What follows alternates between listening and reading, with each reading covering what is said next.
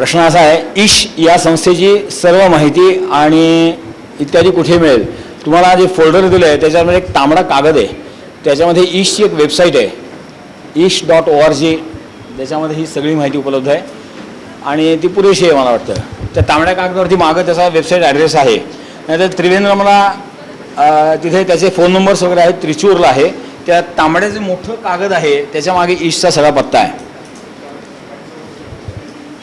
हां, प्रश्नाची संख्या जरा जास्त आहे, आपण पाऊण तासापर्यंत जेवढं होईल तेवढे प्रश्नाचा विचार करू.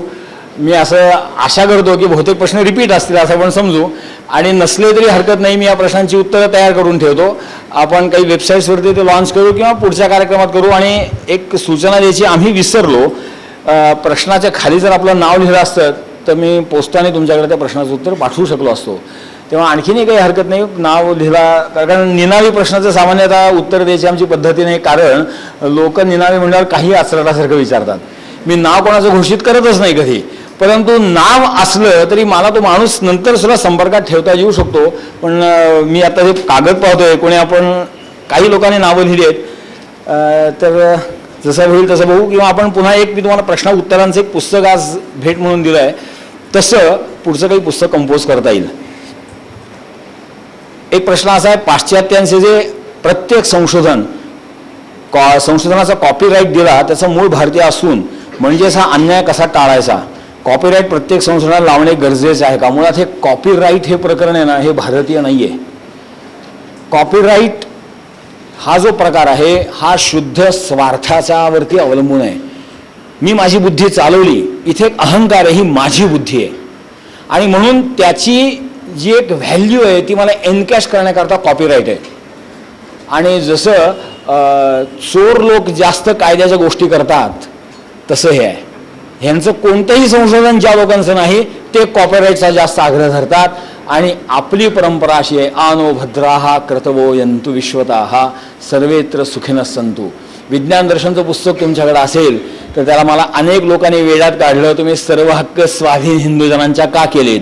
म्हणलं कारण हे हिंदू जनांचंच आहे, त्यांच्याकडनंच मला मिळालं, त्यांचं त्यांना परत देण्यामध्ये नवल काय? कॉपीराईट ही कल्पना आपली नाही, ही मूर्ख माणसं आहेत. आणि आज आपण जरी अनेक घोषणा झाल्या की हे लोक आपल्याला मानतात वगैरे, ते फक्त आपली बुद्धिमत्ता वापरण्यापुरते मानतात.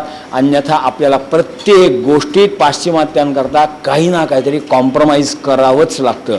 आणि म्हणून मी न्यूनगंड निर्माण करण्याकरता करत नाही आहे, वस्तुस्थितीची सत्य जाणीव आपल्याला असली पाहिजे आणि मग आपल्याला त्यातनं बाहेर पडायचं आहे. आणि म्हणून कॉपीराईट ही आपली परंपरा नाही, हा पाश्चिमात्य लोकांचा चावटपणा आहे.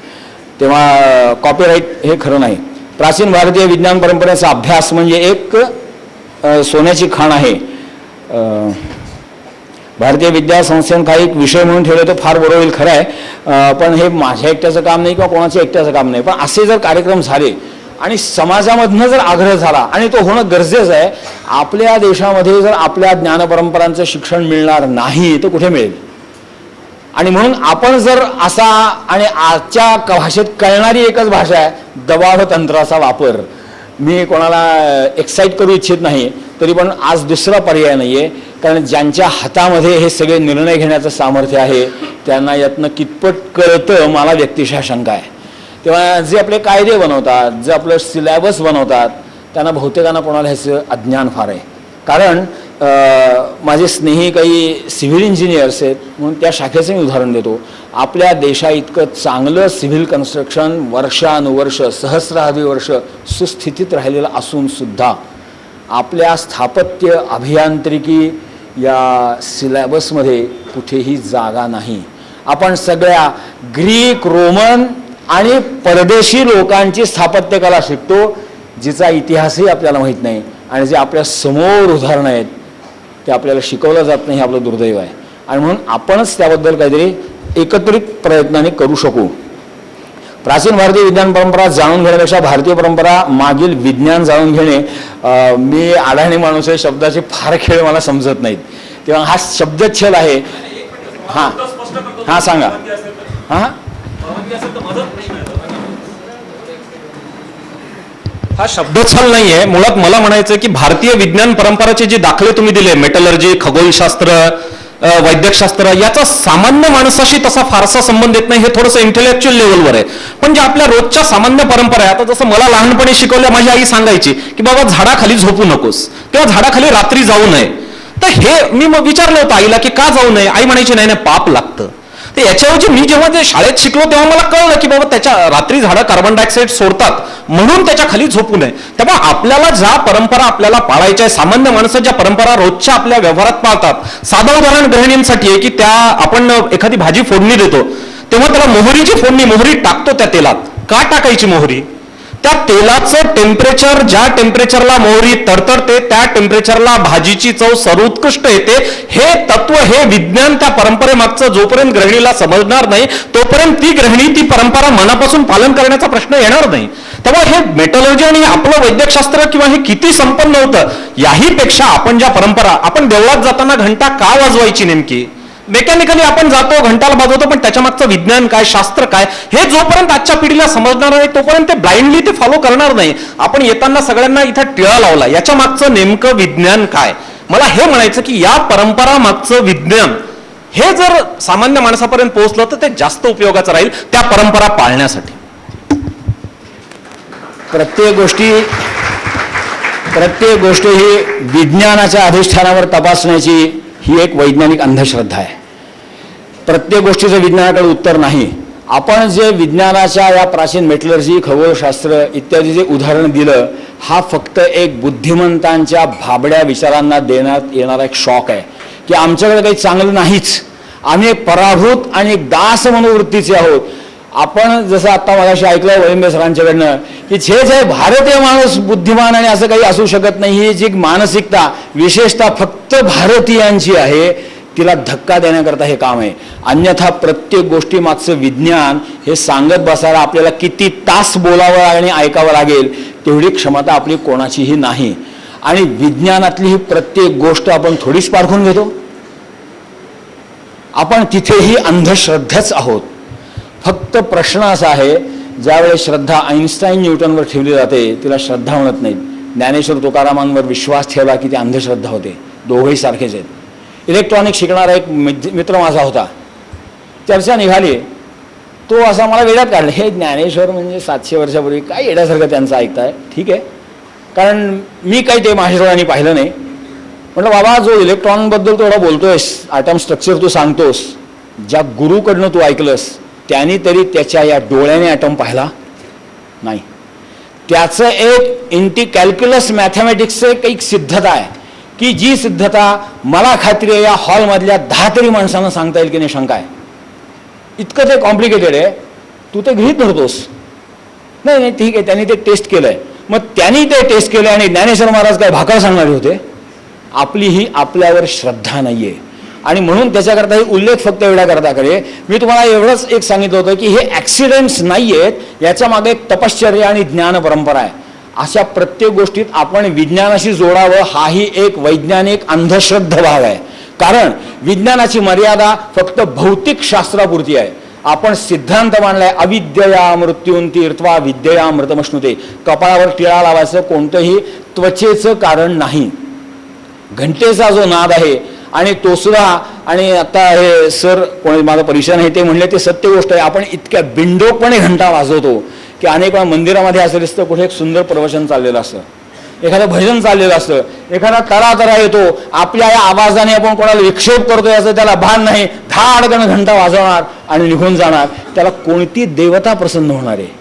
उलट ते जे श्रोते त्या शब्दामध्ये रंगलेले असतात त्यांचे फक्त तो तळतळाट घेतो. आपण बहुतेक सगळ्या धार्मिक परंपरा अशा भगवंताने जे मानेवर दिलेलं आहे ते बाजूला ठेवून करत असतो. तरी सुद्धा विज्ञानाच्या आधारावर प्रत्येकाचं उत्तर शोधणं हाही एक वेडेपणा आहे. मला वाटतं जिज्ञासा भाग पहिल्यामध्ये थोडीशी चर्चा ह्याच्यामध्ये केली आहे. तेव्हा असं सांगण्यासारखं खूप आहे. अभौतिक पातळीवरची अनेक रूढी परंपरा आपल्याकडे चालत आलेल्या आहेत. याच्याकडे तुकाराम महाराजांचा एक अभंग आहे, चालत आहे मग कळो येते. तुम्ही आता फॉलो करा, लक्षात येईल. जसा हातचा एखादा घ्यावा तसं असलं तरी जास्त बरं पडतं. आपल्या संस्कृतीचे शत्रू आपल्यातच आहेत, आपल्यातच नाही आपणच आहोत. उद्धरेद आत्मनात्मानम आत्मानम अवसादयेत. कारण आपल्या संस्कृतीचा घात करण्याचंही कोणाचं सामर्थ्य नाहीये, फक्त आपल्या लोकांचं आहे. आणि म्हणून आपणच आपल्याला वाचवलं पाहिजे. आजच्या आयोजनातील विषय प्राचीन भारतीय विज्ञान परंपरा, यातील जनजागृतीसाठी सांस्कृतिक साधनांचा वापर करता येईल, कारण भारतीय परंपरेत सुद्धा पेक्षा प्रेमसंबंध हा उपाय योग्य आहे. बरोबर आहे. आणि सांस्कृतिक कार्यक्रमाची आज आपली व्याख्या खूप चमत्कारिक झाली आहे. तेव्हा सामान्यतः कीर्तन प्रवचनाची मूळ आमची परंपरा तीच आहे. कोण कीर्तनाला ऐकायला होतो, ज्याला ऐकायला येत नाही ते. आणि म्हणून ते आज थोडंसं वेगळ्या स्वरूपाचं होऊन जाते. त्यांनी आज आपल्याला जे अपेक्षित आहे ते फारसे चटकन साध्य होणार नाही, म्हणून आम्हाला थोडासा आगाऊ उद्योग करावा लागला आहे. अन्यथा कीर्तनाला अशी निर्बंध घ्यायची गरज नाही आहे की मर्यादित प्रवेश आहे, पण मर्यादित प्रवेश या सभागृहामुळे करावा लागतो, असं काहीतरी होतं. प्राचीन भारतीय विज्ञान परंपरेचा अभ्यास म्हणजे एक मला वाटतं मगाशी आपण याचा विचार केला होता. संस्कृत भाषेचा अडसर वाटतो, उलट संस्कृत भाषा अपरिहार्य आहे. संस्कृत भाषेशिवाय कळणार नाही याचं कारण आज ह्याचा चॉईस आपल्या हातात नाही. सर्व प्राचीन वाङ्मय संस्कृत भाषेतच आहे. मला एक आश्चर्य वाटतं, जी भाषा आपली कधीही नव्हती, असण्याची शक्यता नाही, अशी दळभद्री इंग्रजी भाषा आपण आत्मसात करू शकतो. संस्कृतला घाबरताय कशा करता? तुम्ही संस्कृत वाचा, माझ्या शब्दावर विश्वास ठेवा, संस्कृत अवघड नाहीये. आपण संस्कृतला घाबरतो. आपण काही फार मोठं शास्त्री पंडित मान्य संस्कृत कदाचित नाही करणार, हरकत नाही, एवढी अपेक्षाही नाही. तेव्हा संस्कृत फार मोठी अवघड गोष्ट नाही. ज्याला उत्तम मराठी येतं, ज्याला कोणतीही मातृभाषा उत्तम येते, तो संस्कृत जाणू शकतो. संस्कृतला बिचकण्याचं कारण नाही. उलट जे इंग्रजीही बोलू शकतात ते तर संस्कृतचे पंडित होऊ शकतात. आपण इंग्रजीवर जेवढे प्रयत्न करतो तेवढे संस्कृतवर करत नाही, आणि म्हणून आपली ती परिस्थिती आहे. शेवटी संस्कृती संस्कृताश्रिता हे त्याचं सूत्र आहे. सगळे ग्रंथ संस्कृतमध्ये आहेत, आणि ते भाषेचं सौंदर्य, त्याची एक भाषेची समृद्धी अद्भुत आहे. माणसाची बुद्धी थक्क होईल. मी तुम्हाला संस्कृत भाषेचा विषय निघाला नाहीतरी सगळ्या प्रश्नांची उत्तर देणं शक्य नाही, म्हणून फक्त एक गप्पा मारतो तुमच्याशी. एक रामकृष्ण विलोम काव्य आहे, अद्भुत काव्य आहे. वरच्या ओळीचा जो श्लोक आहे तेच अक्षर उलटली, ज्याला वर्ण विपर्यय म्हणतात, की खालची दुसरी ओळ होते. आश्चर्य असं आहे, पहिल्या ओळीतनं रामचरित्र सांगितलं आणि दुसऱ्या ओळीतनं कृष्णचरित्र सांगितलंय. काय बुद्धिमत्ता असेल ती. एक असा श्लोक आहे ज्याला पद्मबंध म्हणतात. मला वाटतं किरात अर्जुनीय नाटकात आहे. देवा का निनिका वा देवा हि का स्वस्व का हिवा काका रे भरे काका निस्व भव्य व्यभस्वनी. हा श्लोक उलट सुलट असा तसा कसाही म्हणला तरी असाच म्हणला जातो. असे साकारता तारका असे अनेक श्लोक आहेत की ज्याचा अर्थही आज सापडणं अवघड आहे. अशा शब्द चमत्कृती अनेक गोष्टी संस्कृत आहेत. मग असे सरांनी सांगितल्यासारखं कटपयादी सिस्टीम्स, आर्यभटीय नंबर्स, भूतसंख्या. दुर्दैवाने ज्यांच्याकडनं आपण साहित्याचे धडे घ्यायचे त्या साहित्यिकांनी याची टर उडवली. एक ख्यातनाम साहित्यिक होऊन गेले, आज राहिले नाहीत म्हणून नाव सांगत नाही. ते पूर्व मी विज्ञान दर्शनमध्ये काही ठिकाणी मला नांदेडला बोललो होतो की ते असं म्हणले, त्यांनी मलेशियामध्ये एका हॉस्पिटलच्या इमारतीवरती एक भूतसंख्या चांगली महेशा यक्षा किन्नरा गंधर्वा, आणि तो म्हणला तुमच्या भारतीयांचं ज्ञान हे म्हणलं काय वाटेल ती माणसं सांगतायत. उद्या मला कोणतरी गणपती बाप्पा मोरया म्हणजे 1857 बनलं म्हणून सांगेल. अशा प्रकारची टिंगल टवाळी पुन्हा करणारे भारतीयच त्यांनी केल्यामुळे आम्हाला हे ज्ञान माहितीच नाही. अन्यथा या ज्या भूतसंख्या आहेत, आर्यभटीय नंबर्स आहेत, या सगळ्यांच्या करता संस्कृत अपरिहार्य आहे. आणि एकीकडे संस्कृत ही कॉम्प्युटर करता फार चांगली भाषा आहे असं वगैरे म्हणलं जातं. एक संगणक तज्ज्ञ म्हणून माझं मत आहे, संस्कृत भाषा कॉम्प्युटरला फारशी उपयोगी नाही. कारण संस्कृतच्या एका शब्दाचे 10 अर्थ होतात. कॉम्प्युटर अत्यंत निर्बुद्ध असतो, त्याला एका कमांडचा एकच अर्थ लागतो. एका कमांडचे जर 2 अर्थ झाले तर कॉम्प्युटर काम करू शकणार नाही. आणि संस्कृतच्या एका शब्दाचे अनेक अर्थ होऊ शकतात. खूप मजा आहे संस्कृत भाषेची, एक साहित्य आहे. पण एक अभिनिवेश निर्माण होतो, आपल्याला तेवढंच बरं वाटतं संस्कृत हे कोणालाही घेणं देणं नाही. असं का आमची संस्कृत भाषा कॉम्प्युटरला चांगली आहे, काय उपयोग नाही. संस्कृत लिपी चांगली आहे का, तर संस्कृत लिपीचं उच्चारण हे निश्चित नियमाने बांधलेलं आहे. इंग्रजी भाषा तशी नाही, तिथे अत्यंत स्वैर भाषा आहे. कला काना दिला म्हणजे तो काच होतो, याच्यामध्ये दुसरा पर्याय नाही. इथे ती भाषा चांगली आहे. इंग्रजीमध्ये कोणत्याही स्पेलिंगचा उच्चार काहीही होऊ शकतो. इंग्रजी तज्ज्ञ त्याला साक्ष आहेत, त्याचा मी जास्त काही सांगायची गरज नाही. इंटरनेटवर या सगळ्या गोष्टींसाठी कोणती वेबसाईट उपलब्ध आहे. मी तर आता सध्या असं म्हणू इच्छितो की एकेकाळी मागच्या पिढीमध्ये अशी समजूत होती छापून येणारं सगळं सत्य असतं, तशी आज एक मॉडर्न टेक्नॉलॉजीची एक अंधश्रद्धा आहे. इंटरनेटवर सगळं खरं असतं, खोटं आहे. कारण इंटरनेटवरती माहिती अपलोड करणारे आपणच आहोत, आणि त्यातही चुकीची माहिती जाऊ शकते. तेव्हा मिळालेली माहिती ऐकायची आणि आपण आपल्या बुद्धीने ती स्कॅन करायची, एवढा एकच पर्याय आहे. किंवा जसं अँटीव्हायरस वापरतात तशी आपल्या बुद्धीने ती माहिती स्कॅनच करावी लागते. पारंपरिक ज्ञान प्रत्यक्षात येण्याच्या दृष्टीने आणखी किती व कसे प्रयत्न केले पाहिजे. आता तर आपण ओळख करून घेतोय. मी तुमच्यापुढे तोच प्रश्न ठेवला आहे. पुढे मी थोडासा समारोप करणारा काही आपल्याला एक सूत्र सांगण्याचा प्रयत्न करीन की ज्या सूत्राने हा एक प्रयोग करून पाहूया. शेवटी हे प्रयोग आहेत आणि म्हणून त्या दृष्टीने आपणच विचार करायला आज सुरुवात म्हणून आलोय. हा काही अंतिम कार्यक्रम नाहीये, उलट हा सुरुवातीचा कार्यक्रम आहे. आमची अपेक्षा अशी आहे की मी एक, आमचे 4 सहकारी यांना मर्यादा आहेत, पण जर तुम्ही इथे जमा झालेले 400-500 माणसं जर प्रत्येक माणूस या विचाराने भारित झाला आणि हे जर विचार संक्रमित करायला लागला तर फार मोठं काम होऊ शकेल. थोडंसं विषयांतर करून मुद्दाम आमच्या या मूळ हेतूला सुसंगत अशी एक गोष्ट सांगतो. मी कदाचित नांदेडमध्ये पूर्वी सांगितली असेल. दामू धोत्र्यांचं वाघसिंह माझे सखे सोबतीनं असं एक आत्मचरित्र आहे. दामू धोत्रे हे एक रिंग मास्टर होते, वाघसिंह ट्रेन करणारे ट्रेनर होते. त्यांनी एक आठवण अशी लिहिली आहे. युरोपमध्ये त्यांची सर्कस चालू असताना खूप जुने दिवस होते, वीज वगैरे फारशी नव्हती. काहीतरी अपघात झाला आणि त्या पिंजऱ्यामध्ये वाघसिंह सगळे आणलेले होते. ते निळ्या स्टुलावर बसवतात, अनेक प्रकारची जनावरं आहेत ती, आणि वीज गेली. ते म्हणले मी मनात क्षणभर संपला, आता खेळ संपला. एवढी सगळी हिंस्र श्वापदं आम्ही एकत्र आणली आहेत. अंधार झाला. एका चतुर प्रेक्षकाने आपल्या खिशातून एक काडीपेटी काढली आणि एक काडी ओढली. काय त्या काडीची ताकद होती. परंतु त्या संदेशाची चटकन कार्यवाही करून लक्षावधी प्रेक्षकांनी आपापल्या काड्यापेटीतल्या एक काड्या पेटत ठेवल्या. लक्षावधी समयांचा मंद प्रकाश पडला. मी सगळी जनावरं पिंजऱ्यात घालू शकलो. आज चरित्र लिहायला उभा आहे, असा त्याने समारोप केला. तसं आमची क्षमता एवढी आहे, मला जाणीव आहे त्याची. आमच्या प्रतिष्ठानची क्षमता अजून थोडीशी जास्त, पण एवढीच आहे. पण यांनी जर असे तुम्ही सगळे बुद्धिमान माणसं, आम्ही मुद्दाम विशेषतः नांदेडचे जे इंटलेक्च्युअल्स आहेत, याचा अर्थ एवढेच आहेत असं नाही, आमच्या मर्यादेत एवढे आहेत म्हणून, हे जर प्रत्येक जणांनी जर आपली एवढी बुद्धिमत्ता जर सत्कारणी लावली तर एक मोठा प्रकाश निर्माण होऊ शकतो. आपण प्रयत्न करायचा आहे तो त्याच्याकरता. आपण काय करू शकतो तर असं करू शकतो. परिसंवादातल्या विषयाला धरून लिहू इच्छितो की जाणून किंवा समजून घेण्याची आवश्यकता तर आहेच, पण सगळ्यात महत्त्वाची गोष्ट म्हणजे त्या विज्ञानाचं प्रॅक्टिकल ॲप्लिकेशन करण्याची गरज आहे. मला वाटतं विज्ञान हे प्रॅक्टिकल ॲप्लिकेशन करताच आहे. जे प्रॅक्टिकल ॲप्लिकेशन नाही ते चर्चा करून करायचं काय. मला वाटतं मी कधी बोललो होतो, पुन्हा बोलतो, वाटल्यास रिपीट झाला असेल तर क्षमा करा. ॲप्लिकेशनचा संबंध आला, मी माझ्या शाखेतलं सांगतो. कॉम्प्युटर सॉफ्टवेअर्समध्ये एक कॉमन प्रोग्राम असा आहे की तुम्ही नंबर्स टाईप करा आणि त्याचं इनवर्स कन्व्हर्शन होईल. म्हणजे 1 to टाईप केलं तर 12 असं येईल. हा वर्ड कन्व्हर्शन प्रोग्राम आहे. आमच्या एका स्नेहाने word to figure conversion program तयार केला. ॲज अ प्रोग्रॅमर हा प्रोग्राम जास्त कॉम्प्लिकेटेड आहे. आकड्यांचं कन्व्हर्शन अक्षरी संख्येमध्ये करणं सोपं आहे पण गरजेचं आहे. अक्षरांचं कन्व्हर्शन आकड्यात करणं फार अवघड आहे पण निरुपयोगी आहे.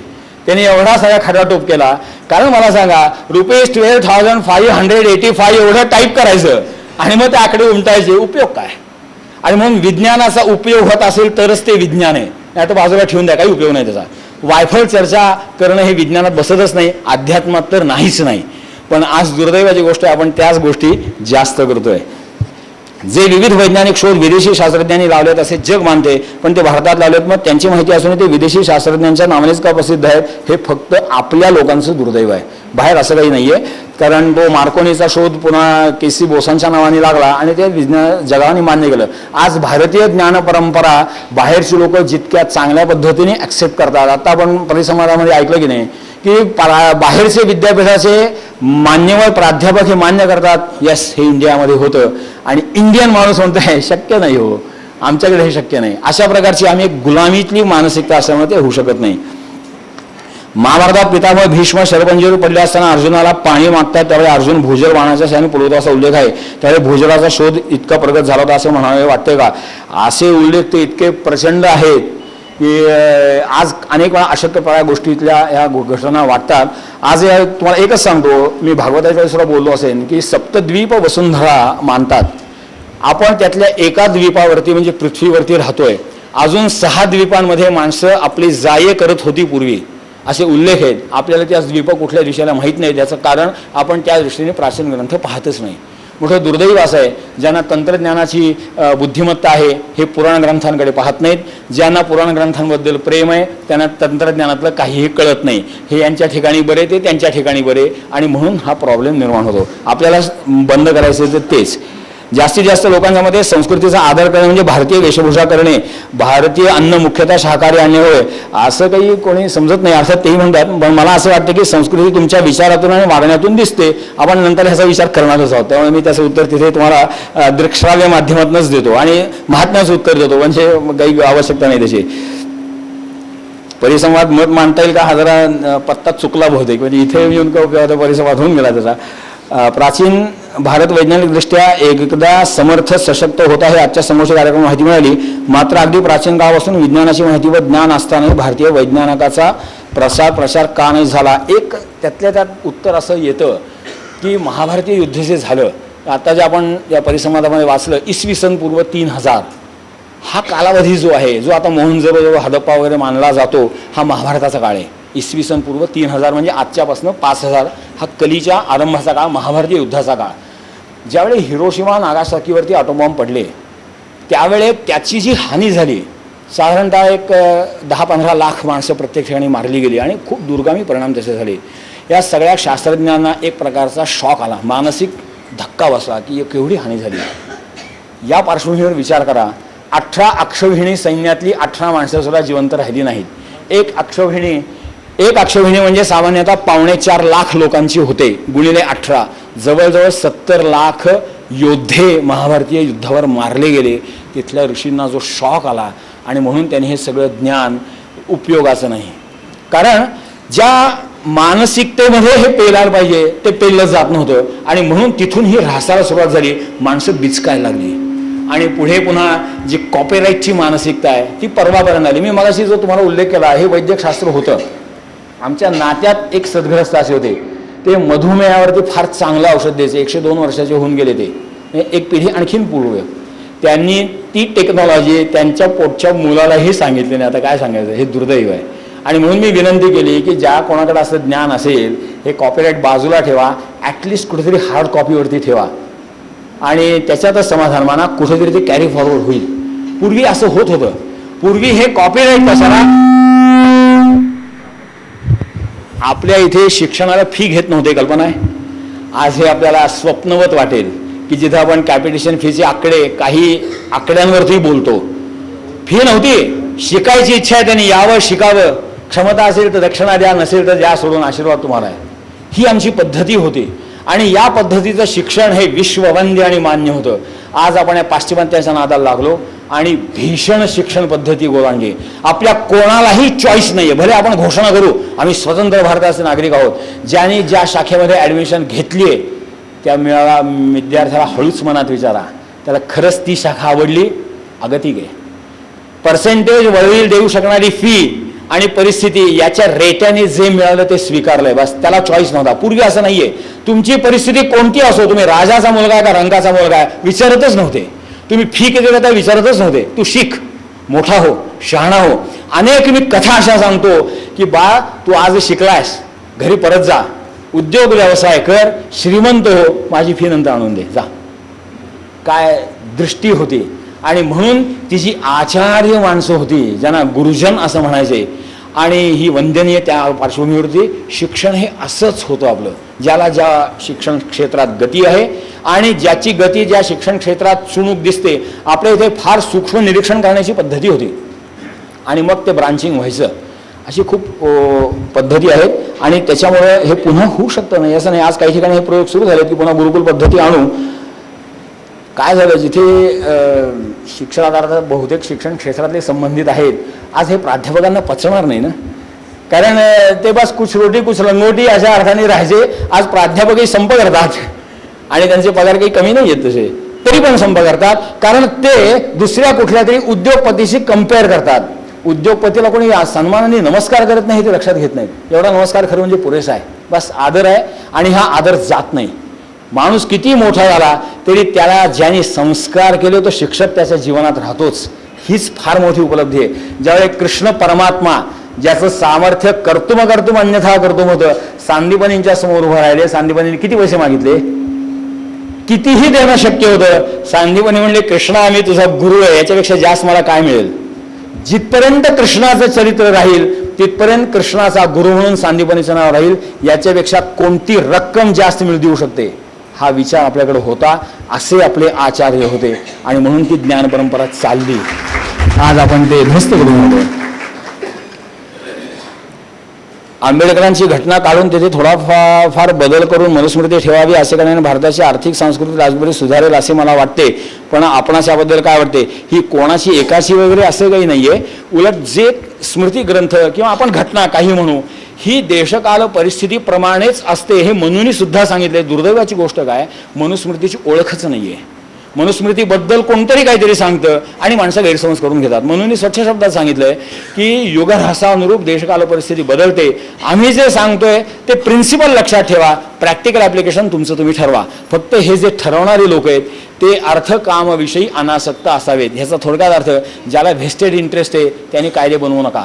जो निरपेक्ष आहे त्यांनी कायदे बनवा. कायदे हे देशकाल परिस्थितीप्रमाणे बदलावेच लागतात. आपले धार्मिक कायदे बदललेले दिसतात आणि तसे आजही काही ठिकाणी चलन आहेत. दुर्दैवाची गोष्ट पुन्हा एकच आहे, आम्हालाच आमच्या परंपरांची ओळख नाही.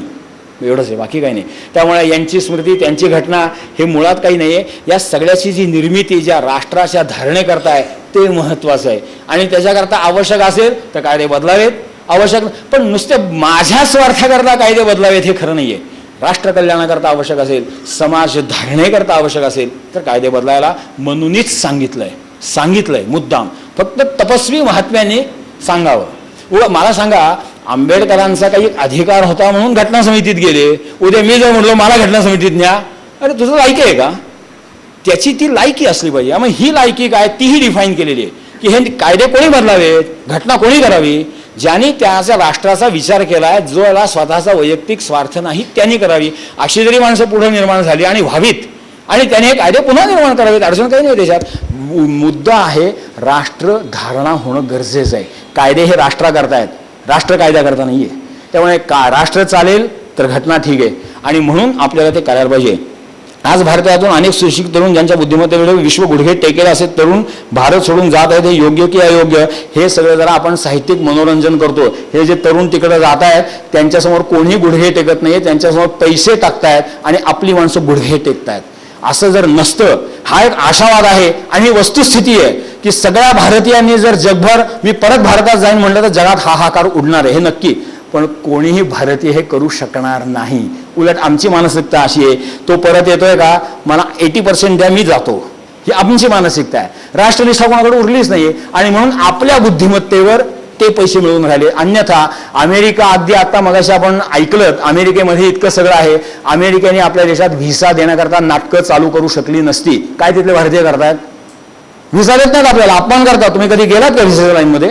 अपमानित सामान्य अधिकारी आमच्या देशाच्या नागरिकाला अपमानित करतो. मग तिथले आमचे लोक काय करतायत? लॉबी आहे म्हणायचं, आपण नुसतं म्हणायचं, बस. काही आपण करू शकत नाही. आपल्याला कोणी विचारत नाही, कारण त्याला माहिती आहे इथे विद्वान भाड्याने घेतले जाऊ शकतात. आपली ती फी टाकतात आणि आपली माणसं तिथं गुलामीत राबतात. त्यांचे सगळे नियम मान्य करतात. बाबांनो, मग त्याच्यापेक्षा कमी नियम इथे मान्य करून या देशाचं काही करा की. ठीक आहे, या देशात बाहेर जावं, पण त्या तिथे जाऊन सुद्धा आपल्या देशाचं स्वत्व हे जागं ठेवलंच पाहिजे. आपण तोच प्रयत्न करतोय. मी काय सगळ्यांना इथं लगेच बोलवायला थोडीच आवाहन करतोय, तिथे जा, पण एक अंतरामध्ये धागा ठेवा की आम्ही आमच्या देशाचं काही देणं लागतो. आपण सध्या प्रयत्न तोच करून राहिलोय. प्राचीन भारतीय विज्ञान परंपरा जाणून घेण्यापेक्षाही भारतीय परंपरेच्या मागील विज्ञान समजून घेणे जास्त आवश्यक नाही का? विज्ञान परंपरामध्ये विज्ञान हे आलंच ना. ठेविले आनंदी तसेच राहावे असा आपण प्रयत्न, काय जरा थोडं अक्षर लागे ना मला. आपल्या देशातील समाजात पाश्चिमात्य संस्कृतीचा प्रभाव स्वतःच्या पिढीत खूपच प्रमाणात वाढतोय. त्यावर उपाय सुचवावे. उपाय सुचवावे म्हणजे आपण थोडंसं भारतीय संस्कृतीचं आचरण करू एवढं ठरवलं तरी खूप चांगला परिणाम होऊ शकतो. पण आज आपण अनेक चांगली सुशिक्षित चांगली घरं आपल्या मुलांना पाश्चिमात्य संस्कृतीत वाढवण्यातच धन्यवाद गातात. आता हे दुर्दैव आहे, त्याला काय करायचं? पेटंट प्राप्त करून घ्यायच्या मूळ स्पर्धेत वर्तमान काळातील भारतातील प्राचीन विज्ञान म्हणून प्रकाश टाकावा. हे हळद बासमती हे सगळं आहे. आपली ही राजकीय इच्छाशक्ती नाही. या माणसांना आजही धन्यता वाटते. आपलं एक मोठं राष्ट्रीय दुर्दैव आहे की इथला पंतप्रधान एक डिलीटचा तुकडा फेकल्यानंतर परकीय राज्य शासन व्यवस्थेचं गुणगान गातो. बाहेरच्या देशाचा असा पंतप्रधान बाहेर काही म्हणला असताना की तुमची राजवट आम्हाला चांगली होती, त्याला तिथंच बसावं लागलं असतं. आपल्या इथे हे खपवून घेतलं जातं. आपल्याला कोणाला त्याची वेदना सुद्धा नाही आहे. आणि म्हणून ही जी मानसिकता आहे ती बदलली तर हे पेटंटने काय करणार आहे? जर आपण स्वायत्त राहिलो ना तर भारताचं पेटंट चालणार आहे. आज त्यांचं पेटंट का चालतंय की आम्हाला त्यांच्याकडनं काहीतरी भीक हवी आहे, ही वृत्ती जर सोडली तर पेटंटला लक्षही देऊ नका. काय हळदीने अमेरिकेने पेटंट ठेवू दे, मी माझ्या देशात हळद वापरतो, काय अमेरिका माझं वाकडं करते, अशी जर बिजीगुशी वृत्ती ठेवली काय ते पेटंटला किंमत आहे. एक कागदाचा तुकडा राहील, त्याच्या मागं आवश्यक असणारं आज आपलं सामर्थ्य नाही, म्हणून हे सगळी उपद्व्यापित चळवळ चालली आहे, बाकी काही नाही. ते तेव्हा आपण आपली जर दिव्यता वाढवली तर पेटंटला घाबरण्याचं काही कारण नाही. प्राचीन विज्ञान परंपरेत बॉन्डिंग बद्दल काय माहिती आहे आणि त्याच्या संदर्भात का बॉन्ड्स कोणते, इलेक्ट्रॉनिक बॉन्ड आहेत, केमिकल रेझिन बॉन्ड्स आहेत का, काय पुष्कळ बॉन्ड्स आहेत आपल्याकडे, ग्रॅव्हिटेशनल बॉन्ड्स आहेत आणि काही प्रेमाचे बॉन्ड्स सुद्धा आहेत. त्यातला कोणताही स्वीकारायचा तेव्हा जरा संदिग्ध प्रश्न आहे, पुन्हा आपण विचार करू. या थोड्या नंतर खुलासा करून पाठवा नेमका बॉन्ड कोणता अभिप्रेत आहे का जेम्स बॉन्ड तुम्हाला म्हणायचा आहे. मला काही माहित नाही, ते कळेल ना. भारतीय प्राचीन विज्ञान संस्कृतीमध्ये आधुनिक विज्ञान इंग्रजीत, त्यामुळे सामान्य माणसाची विज्ञानाबद्दलची जिज्ञासा कमी होते. यावर काही उपाय का? जिज्ञासा कमी होतेचं कारण काय माहिती आहे का? ते बोरिंग जॉब आहे म्हणून आणि ते निरुपयोगी वाटतंय म्हणून. जर त्याचा काही उपयोग कळलं तर बोरिंग होत नाही. आणि त्यामुळे त्याचे आणि आपलं जे विज्ञान परंपरा आहे ना फार मोठी चांगली रसिकतेने साहित्यिक भाषा सांगली. तुम्हाला गंमत सांगतो, आता मगाशी विषय निघाला होता तसा, आयम गौ पृष्णिरकर्मी रसदन मातरम पुरा पितरांच्या प्रयन स्वाहा असं ऋग्वेदामध्ये एक ऋचा आहे की ही पृथ्वी आहे की नाही, ती एक अशी सुंदर गाय, तिच्या भोवती त्याचं वासरू नाचतंय आणि ती गाय आपल्या परिक्रमेला निघाली आहे, अशी पृथ्वी तिच्या भोवती चंद्र फिरतोय आणि सूर्यभोवती फिरतीये, अशा प्रकारचं वर्णन आहे. आणि ह्याच्यामध्ये ते सगळे सायंटिफिक रेफरन्सेस आहेत. त्यामुळे विज्ञान आपल्या इथं फार मधुर भाषेत सांगत होते. लीलावती म्हणून जो ग्रंथ आहे त्यातली सगळी गणितं साहित्याने नटलेली आहेत. नुसत्या 3 तोट्या ओढल्या आणि 2 तोट्या वाहत राहिल्या अशी वृक्षगणितं नव्हती. तेव्हा फार चांगली गणितं होती. काही कथा होत्या, अर्जुनाने कर्णाला जितके बाण मारले त्यातल्या निम्म्या बाणाने घोडे गेले, 2 बाणाने ध्वज गेला, 1 बाणाने धनुष्य गेलं, 1 बाणाने शिर तुटलं आणि अर्जुनांना मारलेला 1 बाण शिल्लक राहिला तर त्यांनी किती बाण मारले होते. अशा प्रकारची एक गोष्टी रूपाने गणितं सांगायची पद्धत होती. गणितही रंजक केलेलं होतं आपल्याकडे. तेव्हा ते करता येऊ शकतं, काही अडचण नाही त्याच्यात. आधुनिकतेच्या नावावर पाश्चात्य संस्कृतीकडे वळणारी तरुण पिढी यावर आपले मत आहे. ते डोकेदुखीवर कोणाचं काय मत असतं की डोकेदुखी असं कारण त्यांना त्या संस्कृतीचं आकर्षण हे त्यांच्या सिनियर्सनीच दाखवलं आहे. त्यामुळे ते हळूहळू कमी होईल, काही अडचण नाही. कारण आजही मला जो विज्ञान दर्शनाच्या निमित्ताने युवा पिढीचा अनुभव आला तो काही रडत बसण्यासारखा नाही. ठीक आहे, ते त्यांचं झालं, ते झालं, होऊन गेलं. आजही त्यांना जिज्ञासा आहे, कारण आपल्या भारतीय परंपरेत ते तेज नक्की आहे. तरुण पिढीबद्दल मी काही निराश नाही, मला खूप चांगले त्याच्यात संकेत मिळतात. उलट काल शेगावला तर मला घाम फोडायची पाळी आली होती. तुम्ही सर सांगा आता मी एक्झॅक्ट काय करू. जो मी तुमच्याकडे प्रश्न ठेवून माझी कातडी वाचवली आहे तो त्यांनी मला प्रश्न विचारलेला होता की आता एक्झॅक्ट काय करायचं. आपण पुन्हा नंतर त्याची चर्चा करू. आधुनिकतेकडे वळताना होणारा भारतीय संस्कृतीचा लोप होईल. आधुनिकतेकडे वळताना भारतीय संस्कृतीचा लोप होणार आहे, परंतु आपली संत परंपरा हा लोप होऊ देणार नाही आणि पुन्हा भारतीय परंपरा ही एस्टॅब्लिश होणार आहे. आज अनेक पाश्चिमात्य लोक भारतीय आचारधर्माचं पालन करतात, ही वस्तुस्थिती सत्य आहे. फक्त दुर्दैव एकच आहे की आपली ही सगळी परंपरा आमची होती, थोडी तुम्ही शिकवा असं म्हणायचा आपल्यावर प्रसंग येऊ नये. भगवद्गीता काय होती, जरा अमेरिकन पुस्तक द्या हो असं म्हणायचा प्रसंग येऊ नये. तेवढी आपण काळजी घेतली तरी खूप होईल. पाश्चिमात्य विद्वानात मांडलेलं मत का मानतात, ही मानसिकता आहे म्हणून मानतात, बाकी काही नाही. आणि आपल्या माणसावर विश्वास नसतो, बस, बाकी काही नाही. ते भारतीय माणूस सहिष्णुता अंगी घेऊन निष्क्रिय का बसतो, आत्मसंतुष्ट का बनतो. आत्मसंतुष्ट आणि निष्क्रियता ह्याचा काही संबंध नाही बरं का. ह्या स्वतःला बुद्धिमान समजून घेणाऱ्या बुद्धिवाद्यांनी निर्माण केलेला भ्रम आहे. आत्मसंतुष्ट माणसं जास्त क्रियावान असतात, ते अचूक जास्त चांगलं काम करतात. ज्यावेळी मॅनेजमेंटमधलं एफिशियन्सीचं प्रकरण तुम्ही वाचाल, सगळ्यात जास्त कार्यक्षमता कशी निर्माण होईल त्याच्याकरता आवश्यक असणारे गुण आणि आत्मसंतुष्ट किंवा ज्ञानी माणसाचे गुण एकच आहेत. ह्या ज्यांना आत्मसंतुष्टही माहीत नाही आहे, ज्यांना काही करायचं नाही आहे, फक्त काही पेपर्स डिझाईन करायचे आणि समाजामध्ये एक क्षोभ निर्माण करून आपला स्वार्थ साधायचा आहे, त्यांच्या प्रचार तंत्रामुळे असे थोडंसं मत बांधलं. आतंकवादी रूपी रोग वाढला याचे कारण काय? आपली भाबडी निष्क्रियता, दुसरं काही नाही.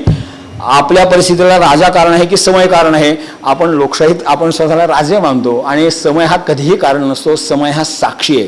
कालो वा कारणम राजा, राजा वा काल कारणम इति ते संशयो माभूत, राजा कालस्य कारणम.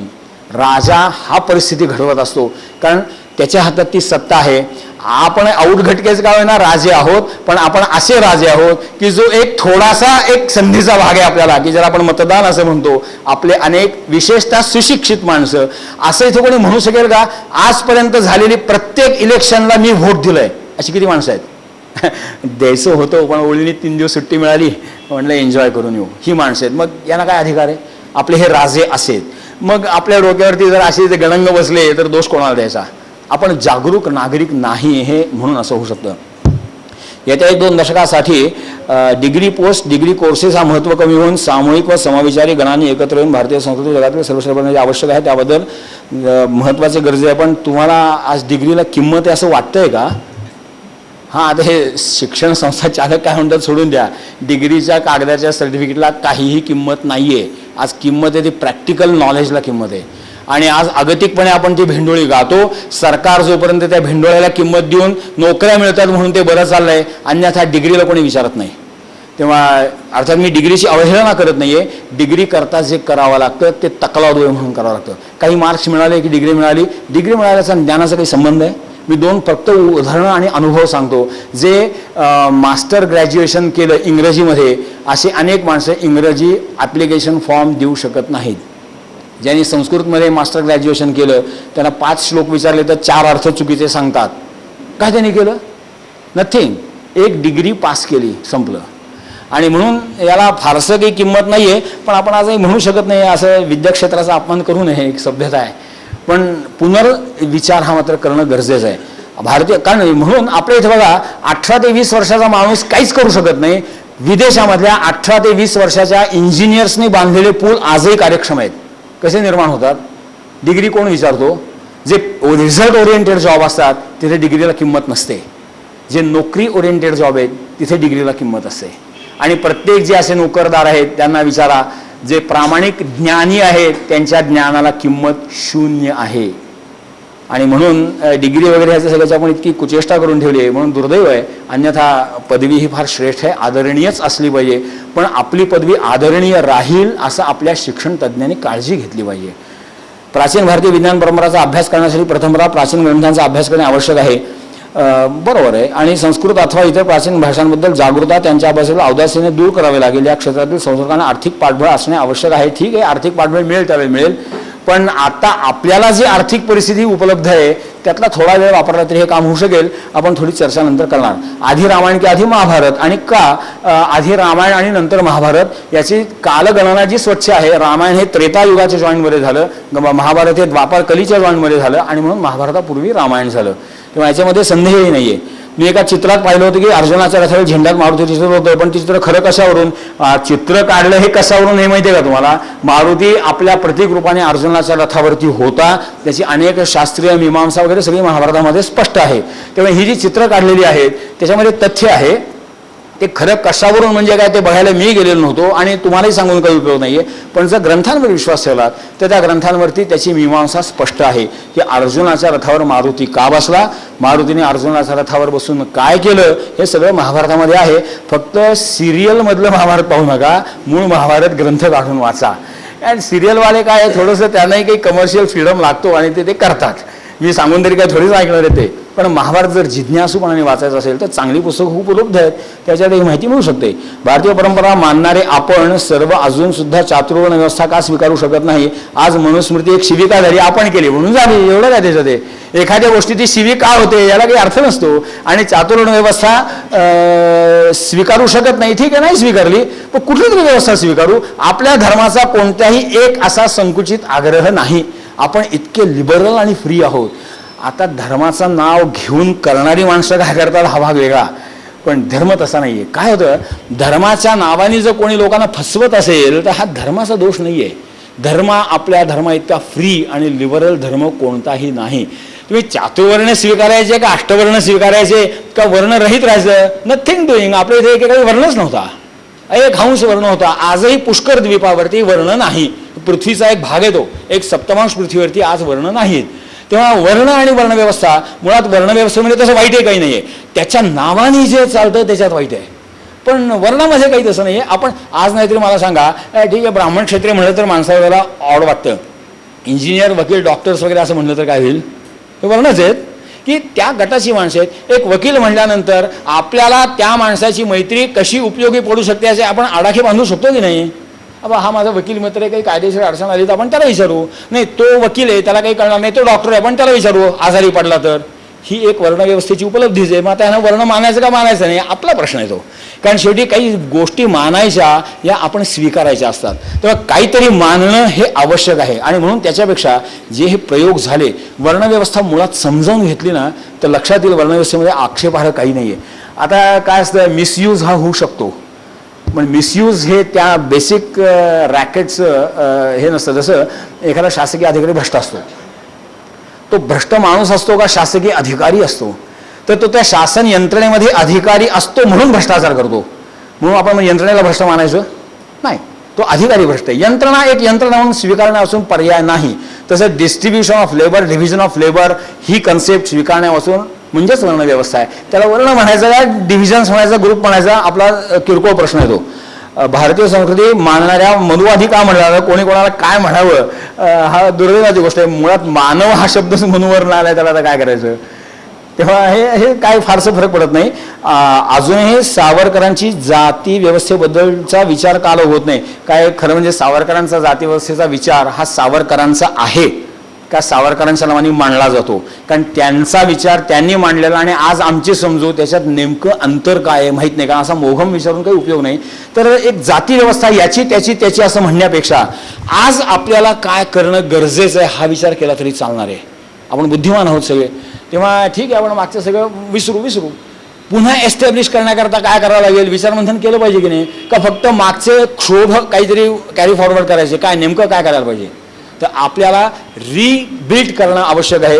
काहीतरी स्वीकारावं लागेल. कसं स्वीकारायचं, आपण स्वातंत्र्य पूर्ण आपल्या धर्माचं तर 100% स्वातंत्र्य आहे की हे रिबिल्ड तुम्ही करू शकता. भारतीय विज्ञान परंपरा ही अजून आपल्या विद्यार्थ्यांना माहीत नाही. आज माहीत नाहीच आहे ना, विद्यार्थ्यांना कसं शिक्षकांना माहीत नाही आहे. स्पेशल सायन्सशी संबंधित विद्यार्थ्यांना आपण याचा प्रसार कशा पद्धतीने करू शकतो. मला वाटतं तेच तर आम्ही हे प्रयोग करतोय. आम्ही हा प्रयोग केला, आणखीन तुम्ही तुमची मतं सांगितले तर पुढच्या आणखीन काही बरं करू की सांगण्यापेक्षा तुम्ही करा, आम्ही तुम्हाला मदत करायला तयार आहे. अलीकडे अमेरिका व इतर देशांनी भौगोलिक वैज्ञानिक संशोधन के आपली वेळ किती आहे अजून काय जरा वेळेचं तंत्र किती आहे आपलं, किती वेळ मी बोलत राहायचं आहे. 6:45 पर्यंत, म्हणजे एक 10 मिनिटं अजून काही प्रश्नाची चर्चा करू. पुढे बाकी एक उपक्रम आहे. त्याचे दाखले आपल्या प्राचीन ग्रंथात आढळतात, बहुत करून उपमेच्या स्वरूपात. मग त्याचा फायदा काय, उपमेच्या स्वरूपातला फायदा एकच आहे की साधर्म्यम उपमा भेदे या व्याख्येप्रमाणे कॉमन मॅनला हे गोष्टी माहीत होत्या हा ह्याचा पुरावा आहे. जसं मी ज्ञानेश्वरीच्या विज्ञान दर्शनात सांगितलं की हे सिद्धांत ज्ञानेश्वर महाराजांना माहीत होते असं म्हणणं हा माझा मूर्खपणा आहे. ते ज्ञानियांचा राजा होते, त्यांना सगळंच माहीत होतं. पण ह्या उपमा असल्यामुळे कॉमन मॅनला हे सगळं माहीत होतं. कॉमन मॅनला माहीत का होतं, या विज्ञान परंपरा चालत आल्या म्हणून माहीत होतं. हां ठीक आहे, पुढचं मग मध्ये आणखीन दुसरं काही आहे का पुढं. हां मग ठीक आहे, तो माझ्या हातात मी ते एक 5 मिनिटात सुरुवात करतो. संपवायचं किती वाजता, 7:45, 7:30ला. ठीक आहे, 7:30ला मी संपवतो.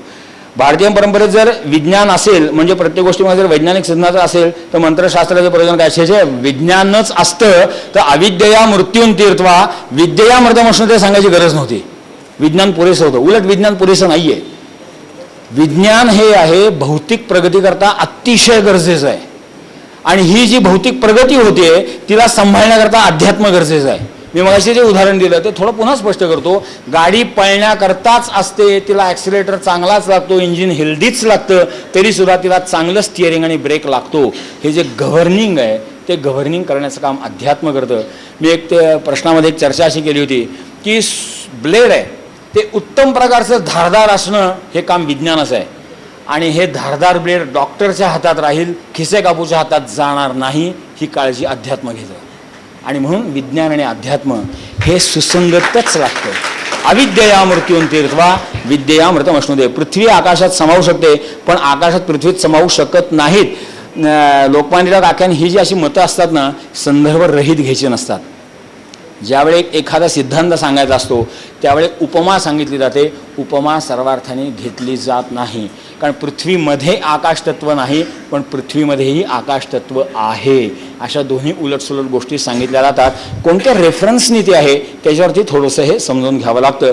याच्याकरता सगळ्यात महत्त्वाचा भाग आहे भगवंताने भूत सत्ता आणि ईश्वरी अस्तित्व असं सांगताना परस्पर विरोधी गोष्टी सांगितल्या आहेत की भगवंताच्या सत्तेने सर्व भूतमात्र असतात. हे सगळं ईशावास्यमिदम सर्वम, तरी पण भूतांच्या ठिकाणी मी नाही.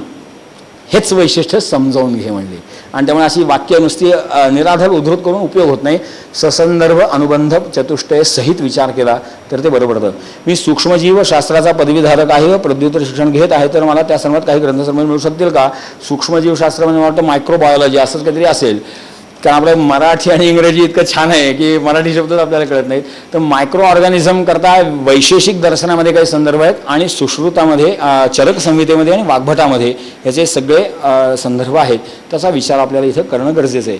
देव, दैव, ज्योतिष, निसर्ग आणि आधुनिक विज्ञान या संकल्पना एकमेकांना पूरक अथवा अवलंबित आहेत असे मानल्यास यापैकी नेमक्या कशामुळे भारतीय ज्ञान आधुनिक युगात पडद्याआड गेले? भारतीय ज्ञान आधुनिक युगात पडद्याआड या ज्ञान परंपरेमुळे गेलेलं नाहीये. आपण जे त्याचे वाहक आहोत ते उपेक्षा करतोय म्हणून गेले. ज्ञान त्याच्या ठिकाणीच असतं. ज्ञानाने काय करावं? ज्ञान त्याच्या ठिकाणी आहे, त्याचा वापर आणि माहिती आपल्याला नसल्यामुळे ते पडद्याआड जाऊ पाहतंय. तेव्हा ज्ञान काही करत नसतं ते. देव, दैव, ज्योतिष, ज्योतिषाची आज दोन अंग दिसतात. एक कट्टर ज्योतिषवादी आहेत आणि दुसरे त्याला विरोधक आहेत. ह्या दोन्हीमध्ये ज्योतिष कोणी त्याचा प्रेमी भेटला, मी या दारातनं जाणार का त्या दारातनं जाणार आहे सांग. ज्योतिष म्हणजे मुळात काय माहिती आहे का? रस्त्यावर पाटी असते, ॲक्सिडेंट झोन, धोक्याचे वळण. याचा अर्थ प्रत्येकाला तिथे प्रत्येक वेळा ॲक्सिडेंट होतोच का? नाही. बी कॉशस, पुढचा रस्ता जरा अवघड आहे. तसंच ज्योतिष सांगतं. एक वेळा ग्रहदेश वादा होत नाही, याचा अर्थ ज्योतिषशास्त्र खोटं नाही आहे. ज्योतिषशास्त्र तुम्हाला प्रॉबॅबिलिटीज सांगतात की आजपर्यंत अशी परिस्थिती आलेली असताना असंच होतं, हे रस्त्याचं वळण जरा चमत्कारिक आहे, भले भल्यानं इथे ॲक्सिडेंट झाला आहे, बी कॉशस. तशी तुमची ही दशा चालू आहे, बी कॉशस. एवढ्यापुरतं ज्योतिष आहे. पण ज्योतिष हे फलत ज्योतिष आपण मानतो. ज्योतिषातला तो वन पार्ट आहे. अनेक गोष्टी आहेत आणि ज्योतिषातला आणखीन एक फायदा आहे. ज्योतिषशास्त्र जे आहे, वेदांग ज्योतिष, ते पावसाचे अंदाज करणारी विद्या आज लुप्त व्हायली. ऑब्झर्वेटरी जे काम करतं ते ज्योतिषशास्त्र करतं. आणि नेमका दुष्काळ कधी येणार आहे आणि अमाप पाऊस कधी पडणार आहे ह्याचे आडाखे वर्तवले जात होते. ते जर लक्षात घेतले असते तर परवा आम्ही जे पूरग्रस्त झालो किंवा नांदेडी तसं झालं, हा काही फार मोठ्या पावसाचा खेळ नाही आहे, धरणाची मिसमॅनेजमेंट आहे. तुम्हाला कल्पना आहे? ज्योतिषशास्त्राचा विचार केला असता तर 2006-07 सालामध्ये खूप पाऊस पडणार आहे, तर उन्हाळ्यात ज्या नद्या कोरड्या होत्या थोड्या वाहत राहिल्या असतं तर बिघडलं नसतं. पण आम्हाला ते माहीत नाही. आणि पडलेल्या दुष्काळाचा वापर करावा याच्या युक्त्या प्राचीन शास्त्रामध्ये आहेत. धरणं गाळाने भरतात, नद्या भरतात, झरे संकुचित होतात. दुष्काळ पडला की ते तुम्ही ते स्वच्छ करू शकता. आणि म्हणून अधूनमधून दुष्काळ पडणं ही निसर्गाची कृपा आहे. आणि ज्योतिषशास्त्र तुम्हाला दुष्काळ कधी पडेल सांगतं. बी प्रिपेअर्ड. पुढच्या 2 वर्षात दुष्काळ आहे, आज पाण्याची साठवणूक करून ठेवा, सगळे नद्या नाला पुन्हा स्वच्छ करा, पुन्हा पाऊस येईल आणि पुन्हा सृष्टी सुजलाम सुफलाम राहील. हे सृष्टीचक्र सांभाळण्याकरता हे सगळं आहे. आणि आज अनेक असे सिद्धांत सापडतात. ज्योतिषाचा आपण फक्त मगाशी महाराज म्हणले तसं एक शनिपिडा, बायको कशी मिळेल, नोकरी कशी मिळेल एवढ्यापुरतंच आहे. ज्योतिषाचा उपयोग विशिष्ट नक्षत्रावर ग्रह बीज पेरली तर उत्पादन जास्त येतं. अरे हे जर हुडकलं तर आपल्याला हायब्रिड कशाला वापरायची गरज आहे? त्या नक्षत्रावर ती पेरणी करा, या नक्षत्रावर कापणी करा, ते कापणी केलेलं धान्य हे जास्त टफ राहतं, त्याला कीड बाधत नाही. असे अनेक प्रयोग करण्यासारखे आहेत. हे काय कोणी लपून ठेवलंय का? प्रयोग न करता शिव्या देण्याची पद्धती चूक आहे. प्रयोग करा, अनेक प्रयोग करा आणि मग लक्षात येईल याच्यात काही तथ्य आहे. कारण तथ्यहीन गोष्टी हजारो वर्ष टिकत नाहीत, काही वर्ष टिकतात. ही सहस्रावधी वर्षाची परंपरा आहे. म्हणजे हे जे सांगितलं ना, हा सगळा ज्योतिष ग्रंथ सांगितला, हे जे विज्ञान खगोल वगैरे सांगितलं, अर्थात हे फलक ज्योतिष नाही आहे. पण शनीचंही हे जे काही वर्णन आहे ना ते अगदी सुसंगत आहे. शनीचे गुणधर्म, आयुर्वेदाचं त्याचं स्थान, वातदोष, आणि शनी हा वातकर मानलाय, या सगळ्याची औषधं सुद्धा पॅरलल आहे. तुम्हाला कल्पना आहे का? वातदोष हारक द्रव्य शनीला प्रिय आहेत. तेल, उडीद वगैरे हे जे सगळं आहे, हे सगळे ॲक्सिडेंट्स नाही आहेत, एक समन्वय आहे. आज आपण काय करतोय, फक्त थोडे थोडे तुकडे बघतोय, त्यात काहीतरी अपयश असलं आणि आपण थोतांडबाजी म्हणतो. एक तर एकीकडे, आणि दुसरीकडे इतकी भाबडीपणा आहे, मोठं आश्चर्य आपलं वाटतं. एकीकडे कट्टर ज्योतिषाला विरोधक आहेत आणि ज्योतिषाच्या दरवाजाची गर्दीही कमी होत नाहीये, तेव्हा मोठं गौड बांधणार आहे. तेव्हा या पण दोन्ही अवैज्ञानिक सिद्धांत आहेत. ज्योतिष एक शास्त्र आहे, त्याचा अभ्यास केला पाहिजे आणि त्याच्या मर्यादा स्पष्ट करून वापरता आलं पाहिजे, एवढंच. आणि बहुतेक ही मर्यादा सगळ्या शास्त्राला नाही, फक्त ज्योतिषालाच नाही, इलेक्ट्रॉनिक्सला सुद्धा तिच्या स्वतःच्या मर्यादा आहेत. ज्यावेळी क्वांटम थिअरी निर्माण झाली किंवा ॲटम थिअरीला एक मर्यादाच त्यांनी सांगितली आहे. तेव्हा असं खूप आहे. जे नवीन शोध लागत आहेत किंवा लागलेले आहेत ते आपल्या ऐतिहासिक लेखनात लिहिलेले आहेत. मग आपण यात नाही असं हा नाही बरं का, सगळे शोध आपल्याकडे होते असं काही नाही आहे. पण या शोधांनी जे कार्य होत होतं ते कार्य करण्याच्या अन्य पद्धती आपल्याकडे होत्या, एवढंच आहे. आणि त्यामुळे त्याचा आपण शोध लावला तर आपल्याला कदाचित जास्त चांगलं काही पदरात पडू शकतं. जर खरंच पायथागोरसचं प्रमेय आपल्या प्राचीन उत्पत्तीत आहे तर आपण ही गोष्ट जागतिक पातळीवर का सांगत नाही? यार आपला आवाजच नाही आहे तेवढा मोठा. आणि हा प्रश्नही आपली मानसिकता दाखवतो. मी तुम्हाला पुरावे दिलेत, पत्ता सांगितला, या पोथीमध्ये इथं काढून बघा, तरी प्रश्नकर्ता विचारतो जर पायथागोरसचा सिद्धांत आमच्याकडे असेल, अरे असेल का होता बाबा, मी माझ्या डोळ्यांनी पाहिलाय, तुला दाखवला आता, तरी जर असेल तर. ही जी मानसिकता ही वाईट आहे. माझ्याकडचा पायथागोरसचा सिद्धांत आहे, आता जगाला सांग. माझा आवाज पोहोचत नाही, तुमचा पोचते, जाऊन सांगा काय बिघडलं त्याच्यात. आणि असा सांगितला गेलाय, हा मान्य झालेला आहे. शुल्ब सूत्र वगैरे हे सगळे आहेत ना, जे इंजिनियर्स आहेत, ज्यांना इंजिनिअरिंग ड्रॉइंगवर प्रेम आहे, त्यांनी चॅलेंज म्हणून तो ग्रंथाचा अभ्यास करावा. पुण्यामध्ये एक इंजिनियर जात आहेत, त्या पाटील शास्त्रींच्याकडे जात आहेत, ते या शुल्ब सूत्रांचा अभ्यास करतात. ते सामान्य माणसाचं कामच नाही. ज्याला इंजिनिअरिंग ड्रॉइंग येतं त्यांनीच ते काम करावं. आणि मग त्यांची ही मान्यता आहे, जगाला जाऊन सांगा, अडचण काय त्याच्यात आहे. पण जर तरची भाषा काढून टाका, नाहीतर मग तुम्हाला त्यात पेंग आली होती असं मी समजेन. की मी तुम्हाला पत्ता सांगितला, पाहिजे असेल तर मी तो पुन्हा रिपीट करायला तयार आहे. बौद्धायन शुल्ब सूत्रामध्ये कुठे आहे, आता जर कशा करता आहे. आणि हे निदान माझ्या आणि तुमच्या जन्माच्या पूर्वी खूप वर्ष ही पोथी जीर्ण पानामध्ये सुद्धा उपलब्ध आहे. कार्बन 14 टेस्ट केली तरी हरकत नाही. ती काही शेकडो वर्षापूर्वीची प्रत आहे, तिच्यामध्ये सिद्धांत आहेत. आता जर कशा करता, ही एक अविश्वासाची भूमिका आहे, हीच बाधा आणणारी आहे. मला असे वाटते की मागासलेपणाचे मुख्य कारण हे आपली सरकारची धोरणे आहेत. सरकार कोणाचं आहे हो? आपलंच आहे. प्रत्येक गोष्ट सरकारच्या नावाने कशा करता मारताय? सरकार आपलंच आहे. इथे लोकशाही आहे, आपण राजे आहोत. सरकार आपण निवडून दिलंय, मग त्यांच्या नावाने ओरडणं हा आपला अपमान आहे. हिंमत असेल तर बदला की. कोण नाही म्हणलं, दर 5 वर्षांनी तुम्हाला संधी आहे. त्यावेळी आपण काय करतो ते गमती करतो आणि कोणा सरकारच्या नावाने ओरडतो. सरकारने काही करावं, सरकार आम्ही घडवू अशी तेजस्वीपणा का नाही ठेवायचा? सरकार कोणाचं आहे? आमचं आहे. आपला जर तेवढा एक दबाव निर्माण केला आपण, सरकार नमतं काही फार पडत नाही. सरकारला घेणं देणं फक्त, सरकार म्हणजे मी नेते असं म्हणतो, त्यांना त्यांच्या मताशी घेणं आहे, बाकी काही नाही. त्यांना जर खरंच असं उद्या विश्वास निर्माण झाला ना की भारतीय संस्कृतीची जपणूक केल्याने आपली मतं वाढतील, हे कार्यक्रम सरकारी नेते सुद्धा घेतील. पण त्यांनी उत्तर निघणार नाहीये. उत्तर जर काढायचं असेल तर सरकार काय करतं त्यांचं त्यांना करू द्या तूर्त. आपल्याला काय करायचं ते आपण बघू, त्याचा आपण थोडा विचार करू. मला वाटतं प्रश्नोत्तर असं खूप दीर्घ सत्र अजून निम्मेसुद्धा पाहण्यात झाली नाहीत, तरी सुद्धा विचार करण्यासारखं खूप आहे. आज आपण विचार करायला सुरुवात करतोय असं मी समजतो. एक थोडंसं आता चिंतनाचा विषय असा आहे की मगाशी मी जो समारोप केला, आपण काय करू शकतो, विचार तर काही केला पाहिजे. आणि म्हणून हा विचार मांडण्याकरता मी एक विचार शृंखला आपल्यासमोर ठेवतो. भूमिका माझी अशी आहे की आपण विचार करणारे आहात आणि हा विचार हा अंतिम नाही आहे. एक मी मला सुचलेली, मला म्हणण्यापेक्षा मी माझ्या परंपरेला सांगतो, माझ्या परंपरेला एक मान्य असलेली एक सिद्धांत सूची आहे. आपण त्याच्यावर विचार करा आणि काहीतरी एक पॉझिटिव्ह आपण निर्माण करू. आणि म्हणून मी माझ्या पुढच्या सत्राला आरंभ करतो.